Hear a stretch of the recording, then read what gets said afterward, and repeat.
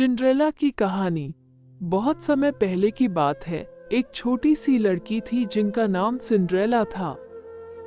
वो अपने पिता और दो सौतेली बहनों के साथ एक छोटे से घर में रहती थी। सिंड्रेला की मां की मौत के बाद उसका पिता दूसरी शादी कर लेते हैं और उसकी दो सौतेली बहनें भी साथ आ जाती हैं।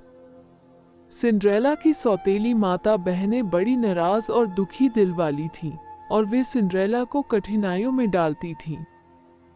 उन्होंने सिंड्रेला को उनके लिए घर का काम करने की जिम्मेदारी दी और उसे एक छोटे कमरे में सोने की जगह नहीं दी।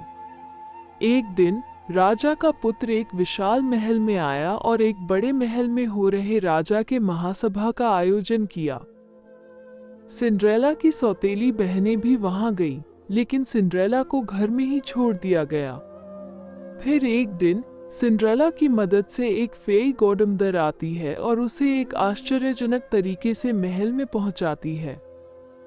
सिंड्रेला वहीं रुकती है और फेई गोडमदर की कमजोरियों से मदद करती है।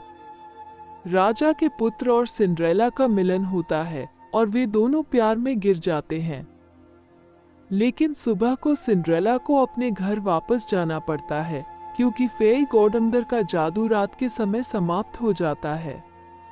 फिर एक दिन राजा का पुत्र सिंड्रेला के पास एक ही सैंडल छोड़ जाता है। सिंड्रेला इस सैंडल को ढूंढ कर पहचानती है और वो अपने प्रिंस से मिलने के लिए महल में पहुंचती है। सैंडल की मेल के बाद राजा के पुत्र और सिंड्रेला का विवाह होता है और वे सबके बीच खुशी खुशी रहते हैं। यही थी सिंड्रेला की कहानी, जिसमें प्यार और ईमानदारी की जीत होती है। इस कहानी से कुछ सीखने को मिला हो तो हमारे चैनल को सब्सक्राइब जरूर करें।